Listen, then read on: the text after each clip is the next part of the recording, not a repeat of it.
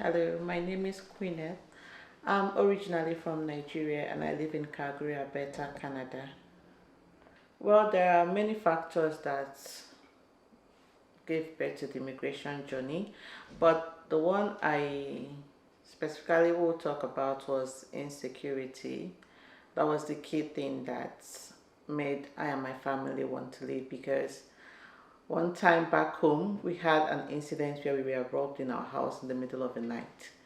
I was pregnant with my second baby and I just had my first baby, which is still like months old. It was a very traumatic scene, and I and my husband had a lot of PTSD from that incident.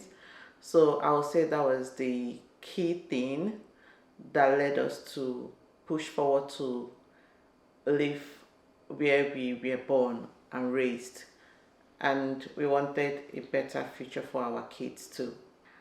We use the federal skilled workers. Though my husband championed the whole process, he has more knowledge on that. But basically, I was the primary applicant. So we went through the IELTS process. We had the proof of fund for our family and other documents like our education certificates and marriage certificates, everything that is needed for the federal skilled worker. And diving a little bit into my IELTS journey, it was a tough one because I wrote that exam more than 4 times, if I can recall. Not because I was not passing, but we needed to get like an 8.0 for me because we are applying through the PR route and we needed a high point. So it was a very tough and challenging process for us, but it was worth it. Well, I from back home, no, I don't. Though we lived a little bit in UK before coming to Canada, I worked in the health sector, but it was as a care worker. I did not have like an official documented education related to nursing or healthcare, just training and some skills are required while working as a care worker. In Canada, I found out that to get a job as a care worker, you need to have like first aid CPR, you need to have like some experience, even like an educational certificate for it. Compared to where I was coming from, like UK, an agency can just train you for some time and then you start working in the care sector. That is one. And personally, I would say that bills in Canada are paid monthly. From where I was coming from, like house rent is paid yearly, but in Canada is monthly. Electricity is monthly. Everything you use in the country is paid monthly. And most of these payments are done by direct debit. So you have to have the money ready before the time for collection. That is like one shock, I would say. Educationally, I've gone to school here and I also went to school back home. Canada education system is intense. Like the curriculum, the method of teaching is based more of critical thinking. You have to like visualize the thing happening in real life to get an answer to it. Where I'm coming from is more theoretical, I can say. You read, you memorize, and then you go into the exam hall. And most time their questions comes in like define this, define that. But here, their question comes in a scenario. You'll be painted a scenario and you have to analyze that scenario and pick the best option. That was a shock to me. Yeah. To become an LPN in Canada is quite straightforward. I will use my story as an example. I am not science inclined. I don't have any chemistry, any like academic portfolio on sciences or science related course. But when I came here, I made my research. I tried to get into directly into the RN program, But with that, you need to do a lot of prerequisites, which I weighed my situation. I newly came into the country. I have two kids and I'm expecting another baby. I came in and I realized I was pregnant. So doing those courses is going to take me longer period of time because I won't be focused, like I won't like concentrate on it. So I had to choose the LPN route. Some people try to like discourage, oh no, just do the RN straight and all that. But the only advice I would give anyone is before you make any decision, look at your situation because school here is very intense. You need to be focused. So whatever decision you're going to take, be sure that you're going to be go all out to achieve it. So you will need English, you will need maths, and you will need biology. Then if you have a first degree, bachelor's, you will need that as well. And you will submit and apply to the school. The wait list is usually long depending on application, but I will advise that if you want to go to school next year, apply a year ahead. That will increase your chances of getting in. Once they take the first batch, if you qualify, they're going to put you on the wait list. And if anybody that have been accepted did not pay for the acceptance fee or drops out for one reason or the other, you can have the chance of getting into the program. The program is usually intense, 2 years, and is a 5-term course, a 5-term course program, I would say, and it's intense in the sense that you can only get like a week break for each term, and the classes are like close knitted to each other. You go to class most times Mondays to Fridays. Then if you finish your LPN route, there are the other chances that you can move into your RN program. We have the University of Calgary that does the bridging program. Currently, they are doing ballots. So if you have some prerequisites, which mostly you will get from your LPN program aside statistics, which you can get from Athabasca University via Open Studies. That is where I did mine. And there are some other places like U of C, they also do statistics. Then you can also get chemistry if they need you to get chemistry. It depends on your first degree and also your CGPA from your LPN program. Though currently they've reduced the CGPA down to 3.0. So if you have a 3.0 from your LPN program, you can apply for the bridging program with U of C currently. Mount Royal University does not do bridging program. So you're going to start from your year one, but your prerequisites, which you've mostly gathered from your LPN program, most of them count towards that. So when you get admission into your LPN program, your first term is usually like they're trying to prep you into the whole nursing career and skills. Aside from the health skills you need in nursing, there are some art skills which you need, like communication, English, relationship with teams, and also patience. So those are the courses you're going to cover in your year one. So you're going to start with your nursing foundation, but that is like the baby skill of nursing. No hard skill is being taught in the nursing foundation 1. The heaviest of the sections I would say is the term 2, because that's where you have your pato, you have your pharma, you have your NF2, you have your all those core courses that makes up the nursing field. That is where you have them, and most of these courses you need to get minimum of 65 to pass. And I mean that if you have 64.4, you're not going to pass. You're going to have to repeat that course. In Canada, one thing I found that is they don't just give marks like that. You have to earn every single mark you get, both for your assignment, for your skills, and also for your exam. When you pass, most people, once they pass term 2, they are more confident to forge ahead. Term 3, it's slightly similar than term 2, I would say, but it's not as heavy as term 2. There you have your nursing foundation 3, you have your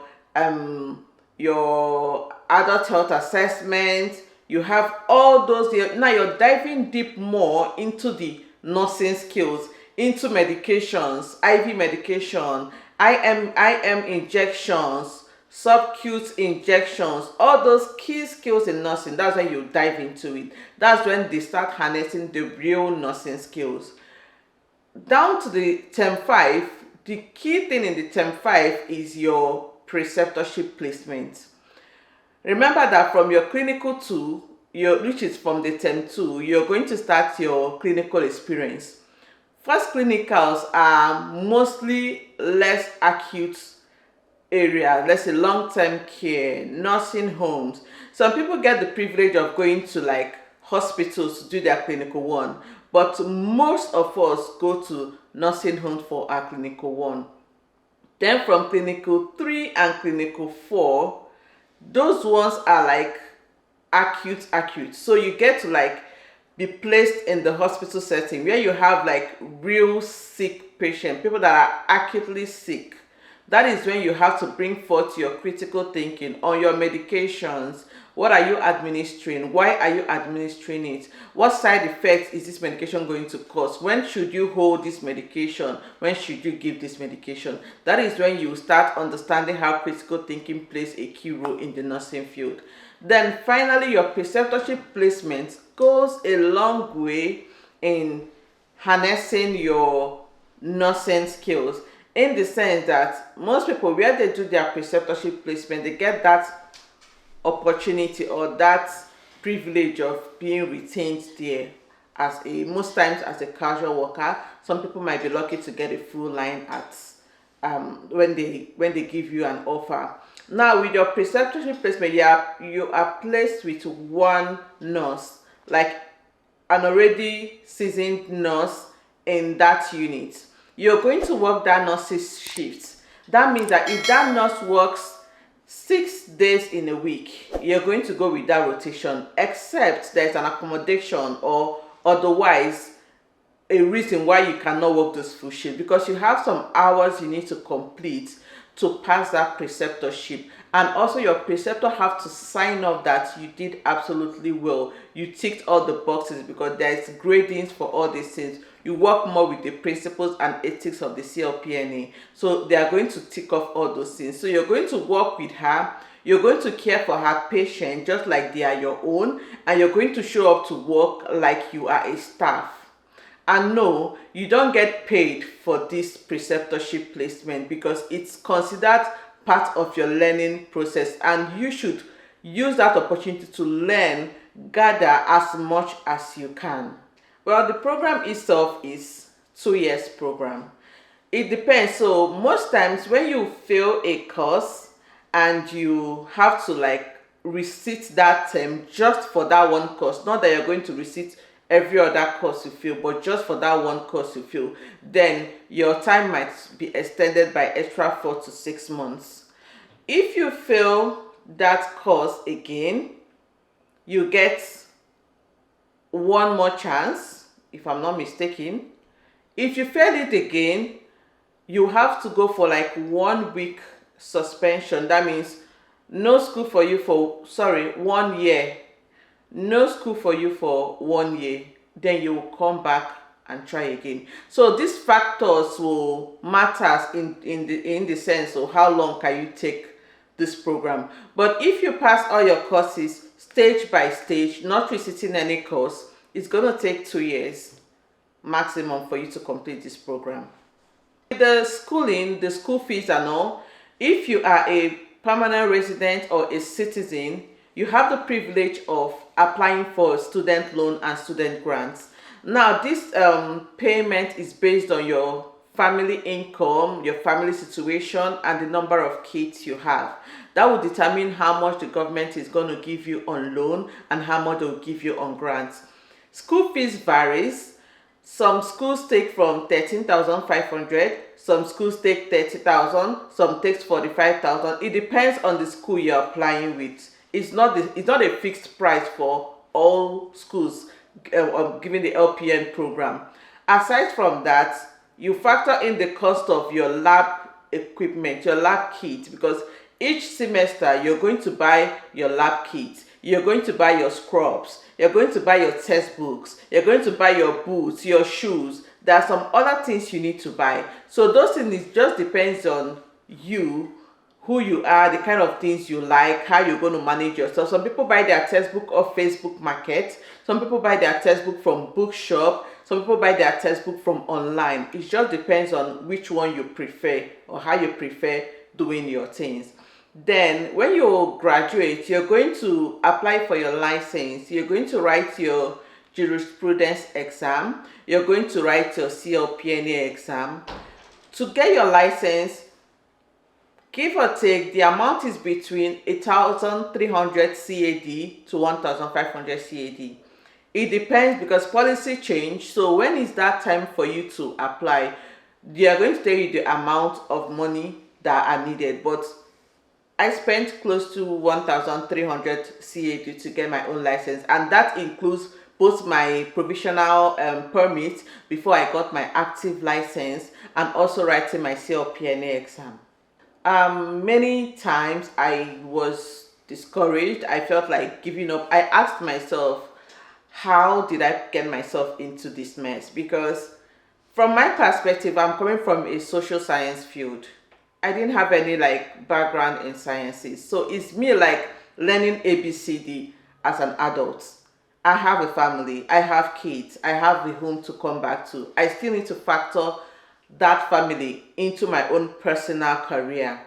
So sometimes reading was a struggle, understanding was a struggle, especially when I'm diving into the anatomy, physiology, the patho of things. I need to like start understanding, oh, how does the vein work? How does the arteries work? So for someone that is coming from a science background, it might be a little easy for them because they have that background in sciences. They know how all those biology things work. But for someone that is coming from the arts field or the arts perspective, it's not going to be easy. I'll be honest with you. It was not easy for me at all. I had to read like a course more than 4 to 5 times to actually understand it. I read in the bus, I read in the toilet, at any free time I get, I read. I read it over and over. I use AI tools. I try to like get things broken down to like the very tiniest, like sometimes I ask ChatGPT, explain this thing to me like a 5-year-old. Yes, it was that bad. And sometimes I'm like, am I going to like finish this? I remember a time when I had to fail one of my nursing skills. That was the worst time of my life in that program. I cried myself to bed. I was so angry. I was so unhappy. But after crying, I had to pick myself up and I still went back and I still did good. So it's more like asking yourself, is this really what I want to do for myself? Yes, the career is fulfilling, it's promising. Caring for people is something I love doing, I enjoy doing it. But ask yourself, is this who I want to be? Is this what I want to become in future? Then if that is you, if that is what you want to do, go ahead and do it. Take all the stress, take all the sleepless nights, cry if you have to, but clean your eyes and keep pushing. One thing I found out about the teaching in Canada, which I love a lot, is that the instructors here are very good in the sense that when they want to break something down for you, they don't go broad like hitting many corners. They go straight to the point. If you're learning about the patho of pneumonia, let's say an illness pneumonia, if they are going to stop in that pneumonia. Everything they are discussing will be based on pneumonia. They are not like moving you all around the place, because that's one thing I found out from where I'm coming from. Most of the teaching are so broad that sometimes you get lost in the actual thing you want to learn. If you come to classes early, don't miss. I don't like missing class. Maybe it's just me. But once you are present in class all the time, come fully, like leave anything you're thinking about, come fully, come to class, pay attention, you are going to be all right. And they have resources that are really helpful for students, like student center help. If you feel like you're emotionally overwhelmed, you have the luxury of getting all those emotional help. Even your instructor, you can easily walk up to them. Oh, I'm finding this difficult. Oh, I need help in this.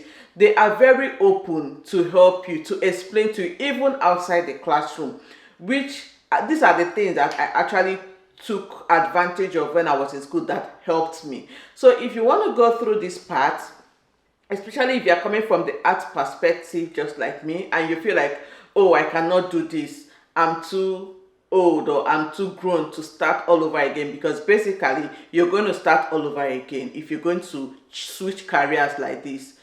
Just take advantage of these resources. If you feel like, I know some of my friends that they feel like, oh, in a writing exam in with my classmates at the same time gives me anxiety. Talk about it. Go to your instructor, go to the help center. They make accommodations for you. They are that nice. Make use of every help you can get. If it's finances and you feel like, oh, the student grant and loan I got is not helping me, like I'm being distracted, I need to work extra hours to fend for my family, go to the school, talk about them. There are some grants, there are some bursaries that are available, though I didn't get the privilege of accessing any of those because I was able to make do with the grants that I got. But if you think it's not enough, please make inquiries. Take advantage of all those resources because they are there to support and to help you. I'm a shift work kind of person. I'm not a 9 to 5 person. I've never been a 9 to 5 person. I do more of shift work since I moved to Canada. So during shift work, you can decide to swap your shift with somebody. You can decide to cancel your shift and find somebody to replace you. So those are the things I took advantage of. If I have class on in the morning and I have a shift in the morning, I get my colleagues that are willing to swap with me. Oh, can I do your evening shift and you do my morning shift? Or can I do your night shift and you do my evening shift? Most people are very helpful and they are willing to help you, especially if they know that they know your situation. They are that nice. Probably with me, they are that nice in Canada. So reach out to people. If you're doing a 9 to 5, I don't think that would work with school because classes are usually in the morning. So it's definitely going to clash with your 9 to 5.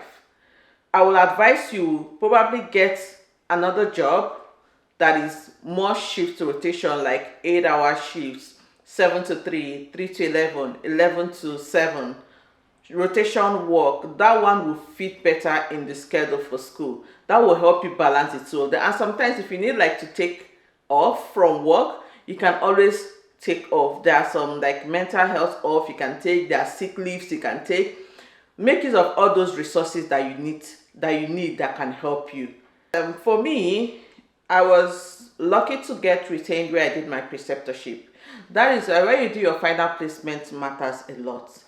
I'm not 100% sure how they do the placements, who goes to where, because if it's for, they don't use location or where you live to do placement, that I'm very sure of, and they don't do swaps. So most people get lucky where they do their placement is where they get retained at the first time, at the first application. The problem is to start. Once you start, it's easy to navigate. But if peradventure where you got placed, you weren't retained, or you don't like there, you don't want to work there, the job market is open. You have Indeed, you have the AHS website that you can apply into AHS from there. There is LinkedIn. There are many other platforms you can also use, and some people also use the referral. I don't know how that works, but if you know somebody that works in, let's say, a particular unit or a hospital or a nursing home, they can put in good word for you, and if you're lucky, you can get called for the job. But most things that sell you out is who you are, how you work. If you do your work diligently, if you know what you're doing, you are open to feedback, you are willing to learn, most times you don't struggle to get a job. You will definitely get a job. First things first is try to equip yourself. Make yourself available, both in knowledge, open to learning, willing to learn, willing to take correction. Make yourself available and apply. Jobs will definitely come. The first thing I will advise you is be sure that this is what you really want, because the pathway or the process to get to the nursing, to being a nurse, is not easy. The schooling is very intense. Your emotions will be tested, your finances will be tested, your health will be tested, everything will be tested. So ask yourself, is this what I really want? One thing I found out why many people get discouraged along the line is that they got into the profession for the wrong reasons. Yes, I know a reason that might feel wrong to me, to you is the right reason, but I don't think it's the right reason. If you got into this field because this is what you want to do, this is what I enjoy doing, that is the first thing. Another thing is plan your life. Another thing that I know that really helped me was making sure that I had help at every point. Yes, it cost me money, but it was worth it. I had 3 children and I was in school, like a school that is like fast track school. There's no way I can't split myself into 2. So I always make sure that either my mom was here or my mother-in-law was here at every point in time, because my kids still need like to have that love and support. And I didn't want them to like miss out so much just because I'm always in school. So if you can afford to bring in help, get the visitor's visa for your parents, get the visitor's visa for your sibling, or if anyone can come through the PR route, encourage them to do that process. Let them come and let them help you, because at some point you really need it, especially when you start your clinicals. You will need it, because clinical is like you're virtually working every day. And I know that you're not going to get paid for this work. So you still need to bring out time to do your own normal work so you can get, no matter how little the money is, to support your family.